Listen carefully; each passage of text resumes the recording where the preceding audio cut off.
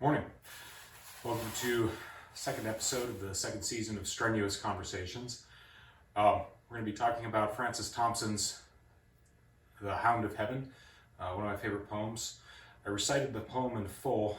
I think I skipped one line actually, but I recited the poem in full the first episode of the season, and then I'll recite little bits of it as we move along discussing it. Running a little bit late this morning, a little bit tight, and I have a high rep snatch workout scheduled, so this is going to be pretty miserable, but we'll get through it. Some thoughts about how to read a poem. A lot of people these days are not really familiar with poetry, and the older the poetry is, the less familiar they are with it. Some of the modern poetry, what we call free-form poetry or free rhyme is kind of the contradiction in terms. It doesn't have rhythm, meter, or rhyme to it. It's essentially a cryptic form of prose that's been oddly broken up into lines. And the reason for this is that reading poetry takes effort, it takes work.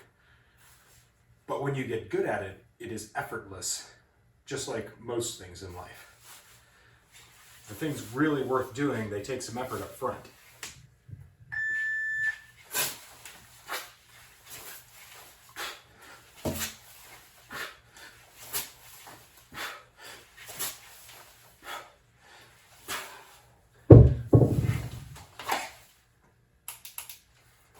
So it is with reading poetry. And that's why it's important to start out reading poetry as a child, as a very young child, with nursery rhymes and Dr. Seuss, and getting the brain ready.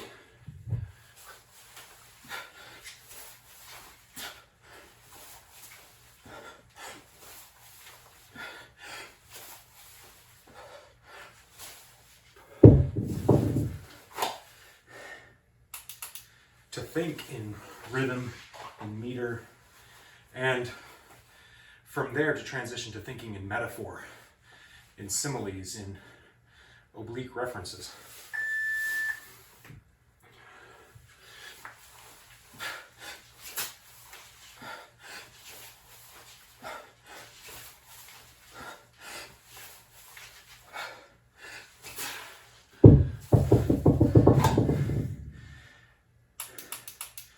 There's a reason why older poetry from previous centuries is usually has some kind of fixed rhyme scheme or meter.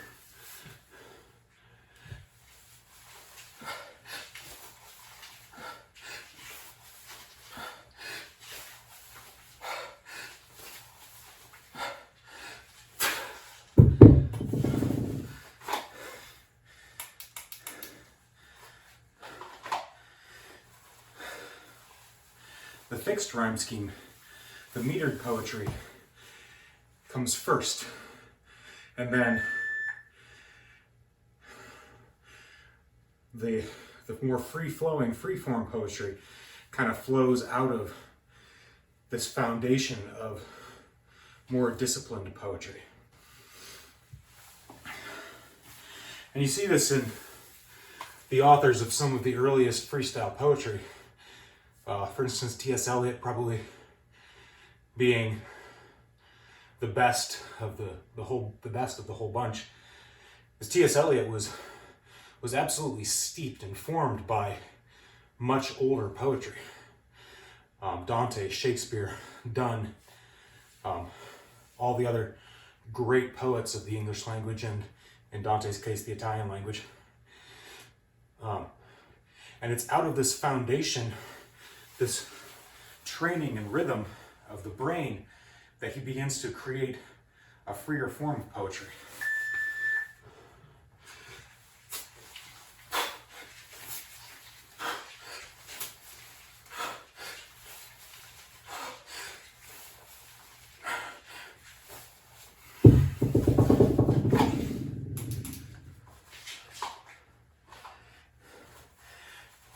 And it's because of this foundation in rhyme and rhythm that Eliot's free verse is so profound.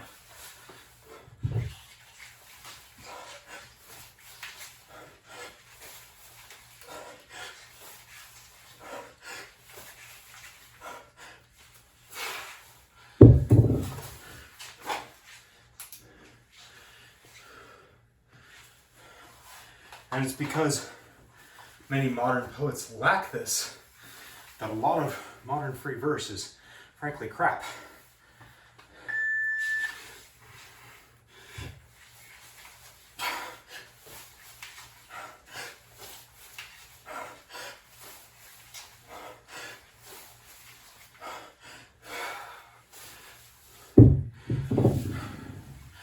Now, Francis Thompson, writing at the end of the 19th century, he exists somewhat in the junction between the old and the new.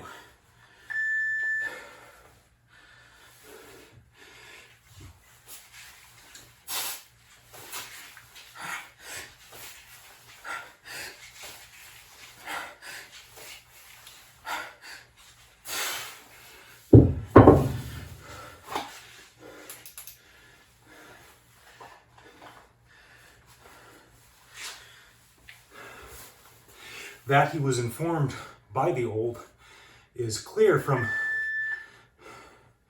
the meter of the poem, from the classical references in it, from the archaic words that he uses, but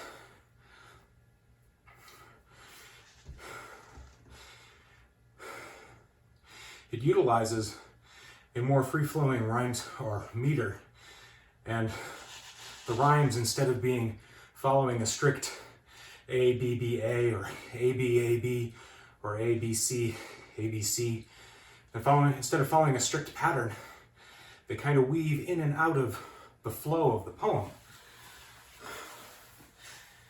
And this was a poetic innovation in an age of poetic innovations. The 19th century was a great time of change in poetry in the English language. I won't answer for any other language because I don't know any other.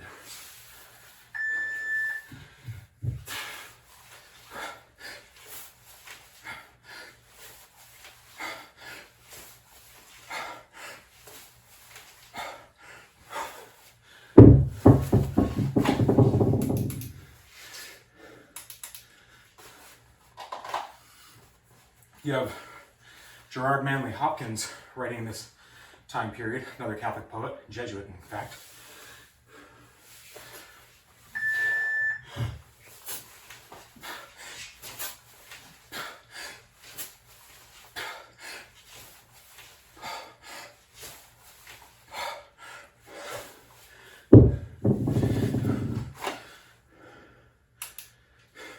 Introducing sprung rhythm and his concept of stress and in stress.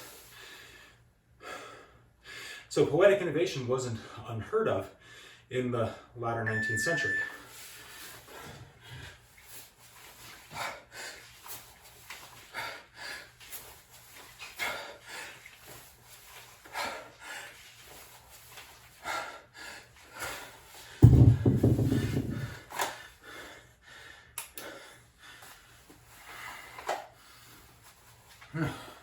Snatches are hard.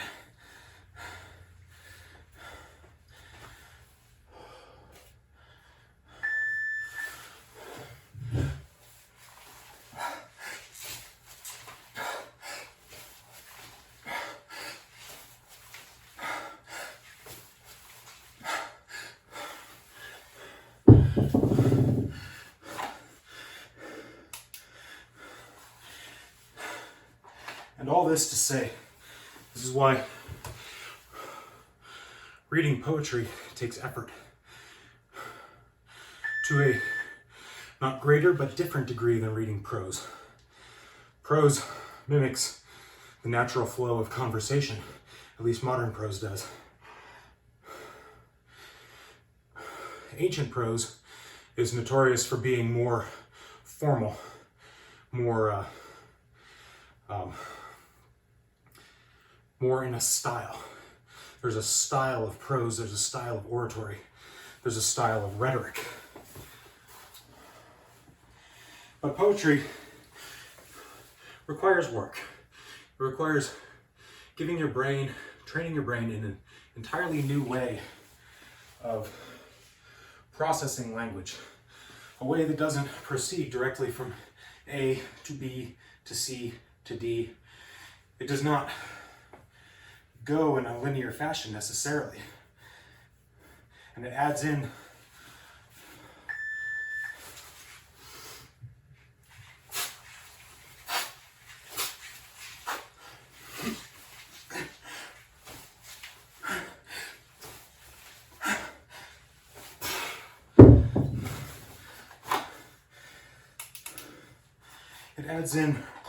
rhetorical flourishes, artistic embellishments. It uses metaphor and imagery, in many ways like a dream, to convey meaning.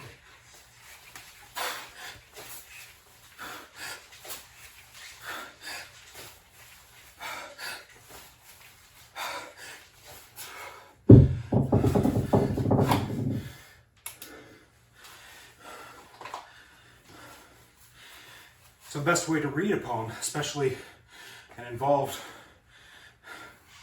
intricately arranged poem like The Hound of Heaven, is to read it many times.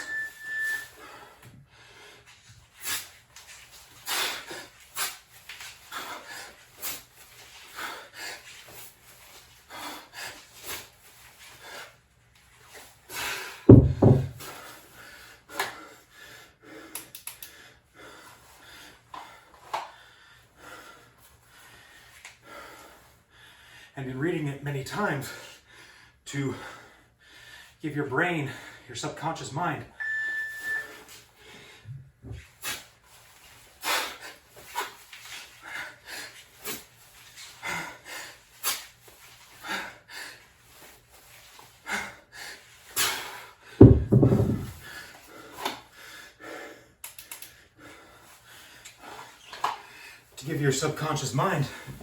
time to process the meaning that is conveyed subconsciously.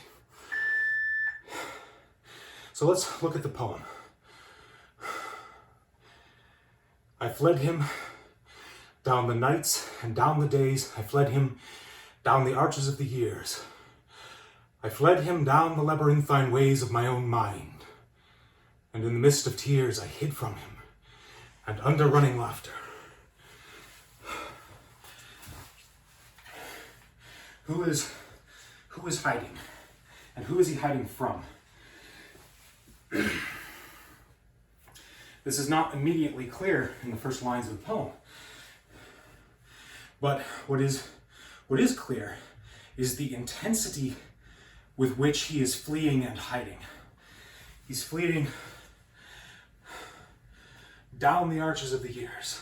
So this is not just I'm hiding from him now. This has been going back a ways. Been hiding for a long time.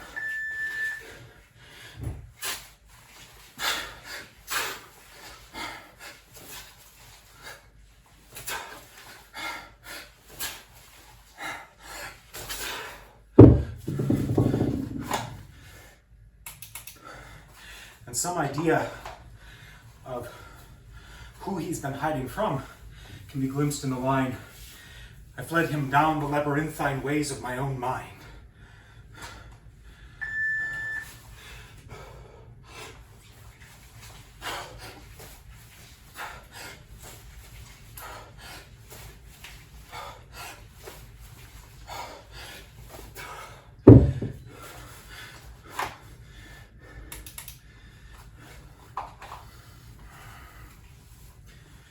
Who do you hide from in your own mind? I don't even remember which hand I used for that one. I think it was my left.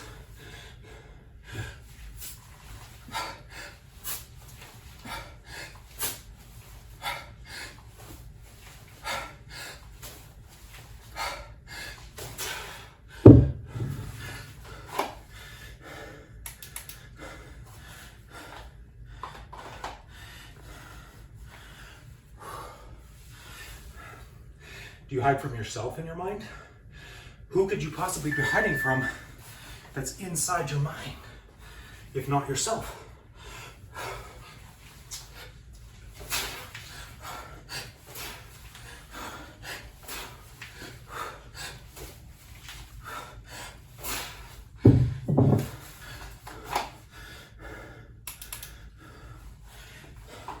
So briefly, in that one line, he gives an impression, a quick, fleeting impression of running from myself or hiding from myself. But that impression is just one line in the entire poem. We passed through it. I fled him down the labyrinthine ways of my own mind, and in the mist of tears, I hid from him.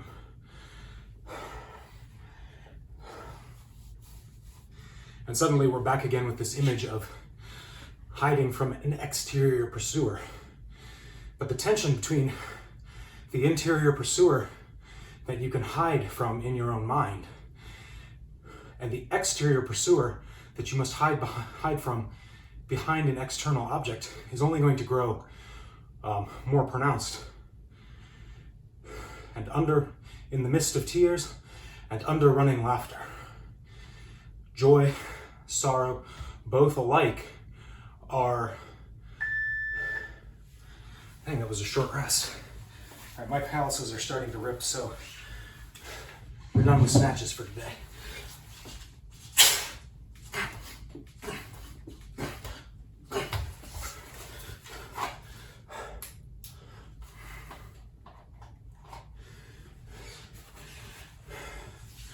Both our laughter and joy are objects behind which you can hide or under which you can hide.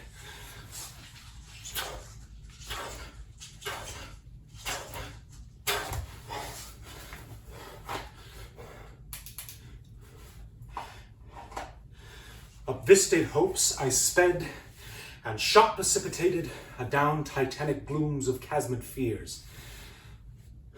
Hope and fear, another pair.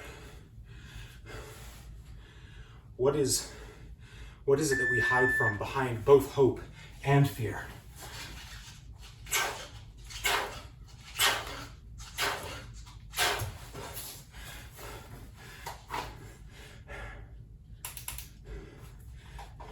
It's easy to see how we can hide from something behind a hope. I hope he won't get me. I hope he won't find me.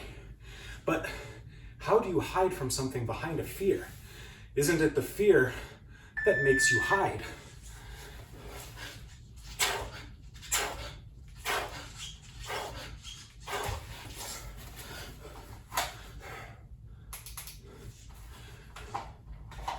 What could be...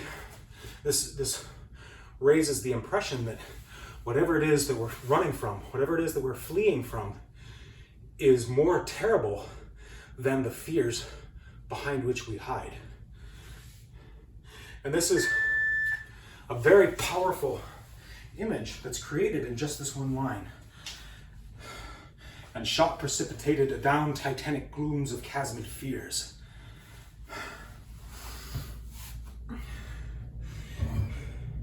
And this is one of those places where, as you read a poem, you cannot read it just once. You have to read it many times to get the full flavor of these images.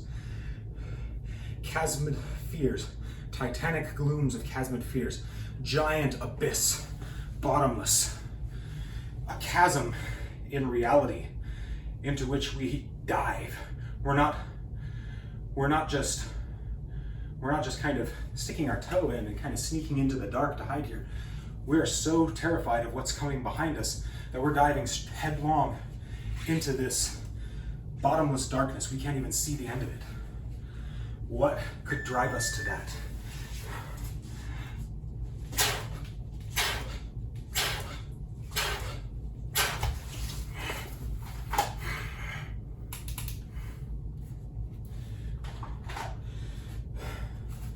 Fear as a motivator has been very much in my thoughts lately, with political situation being what it is. One could argue that fear is now the primary political motivator in America these days, but that's another discussion. I paused my timer. But fear is powerful. It does not just drive us from, it drives us to.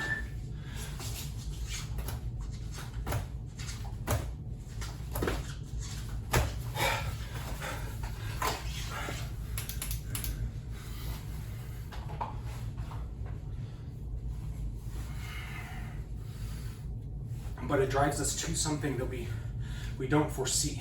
Because when we are running out of fear, we're looking back over our shoulders, looking at what's coming behind us, not looking at where we're going.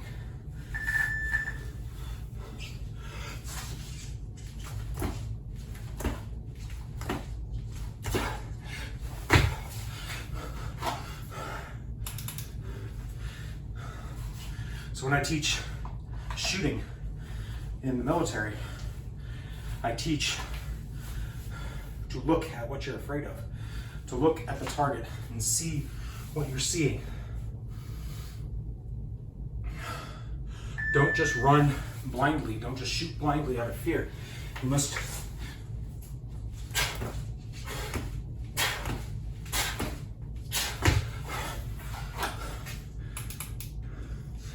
must spot your target and identify it positively before you pull that trigger. So it is with Francis Thompson, only the opposite. Up visted hopes, up the hopes from which he can see everything spread out before him, he flees, and shot precipitated, he straight up nosedives off this cliff into the titanic glooms of chasmed fears. What from what? From whom? From those strong feet that followed after. He can't see, he can only hear. He doesn't see the beast, the person. We know it's a beast because the title of the poem is The Hound of Heaven. We know that he can't see it because he doesn't say from that shape that follows after, that thing that follows. He says from those strong feet that followed after.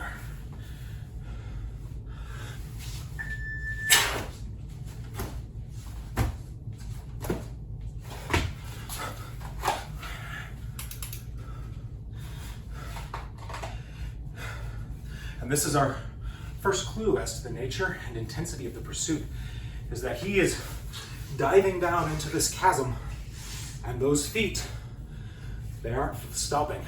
He's not losing them. They're following after. How are they following? What is the character of this pursuit?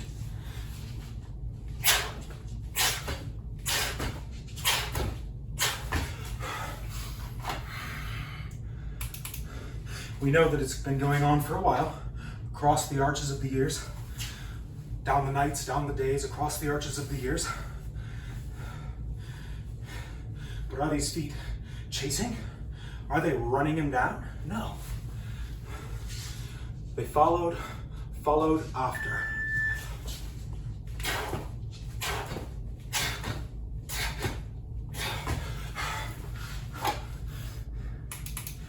But with unhurrying chase and unperturbed pace, deliberate speed, majestic instancy they beat, and a voice beat more instant than the feet. All things betray thee, who betrayest me.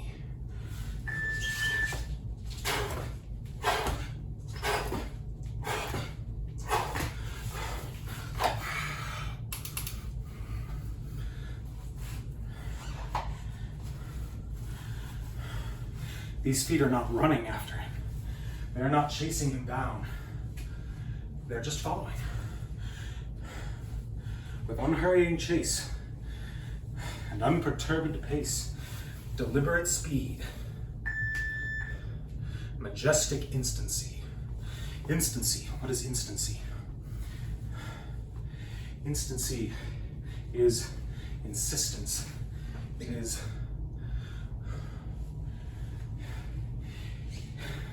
something that is happening in the instant, is happening right now, here with me, immediate. These feet are immediately upon me, no matter how fast I run from them. They're always right there. I cannot escape them. And what's worse is I'm wearing myself out running, and these feet are just calmly, majestically, deliberately following. It reminds me of when my oldest daughter, the one that we say contra mundi, against the world. One of her first full phrases was, "No, I just want to do what I want to do."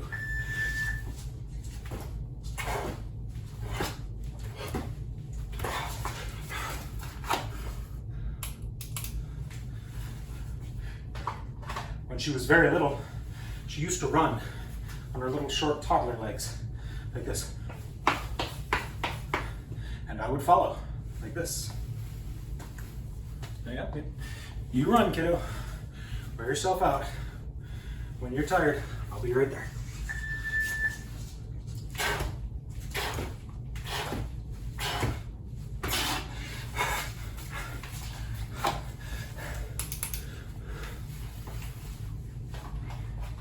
So, this pursuit is pursuit by someone vastly stronger, vastly superior.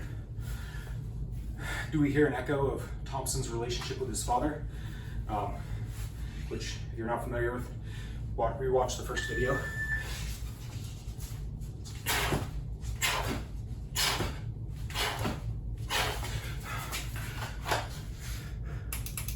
This was the beginning of the Freudian age, perhaps, but I don't know. I don't think if that was the case, I don't think it was necessarily intentional. But there is still this image of pursuit by something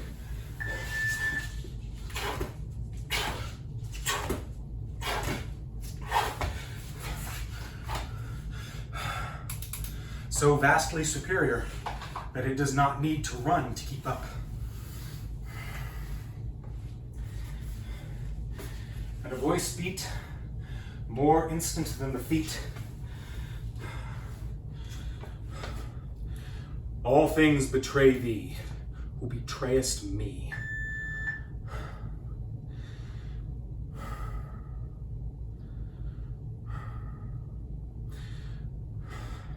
Can you betray someone that you do not know? No, of course you can't. Betrayal is not a crime between strangers. Betrayal is a crime between friends. It is the destruction or the denial or the abrogation of a relationship that is already present. You cannot betray someone that you don't know. So, who is following? Someone strong, someone large, someone more frightening than the fears into which we run to hide, and someone whom we already know.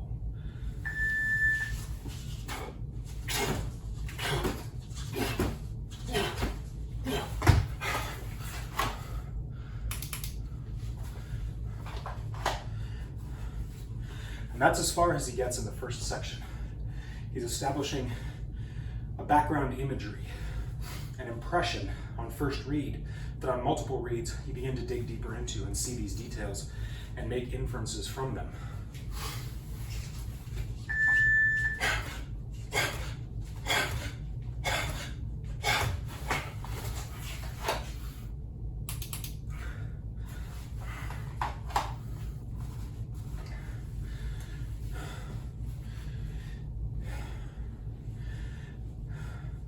But when you read the poem for the first time, as I hope you've done before you listen to this video, when you read the poem for the first time, you don't necessarily have to get all the details.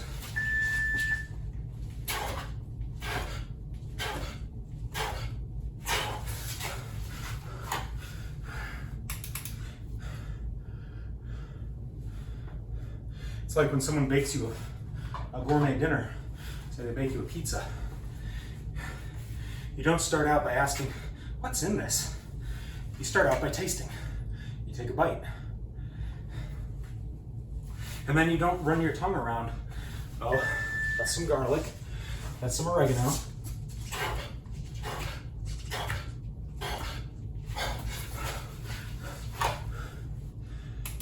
You used mozzarella.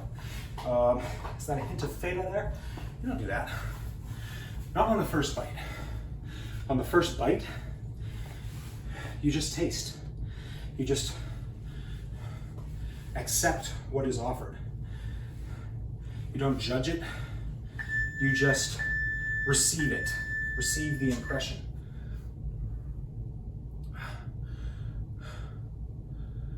Hey. Tell you what, my traps are gonna be wicked tight today. I got a knot right there.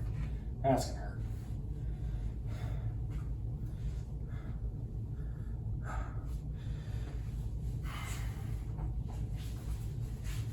So, that's the first section of Francis Thompson's The Hound of Heaven. Didn't create any show notes for it. I just kind of recited and went with my own impression, so if it seems a little disjointed, more so than usual, that's why.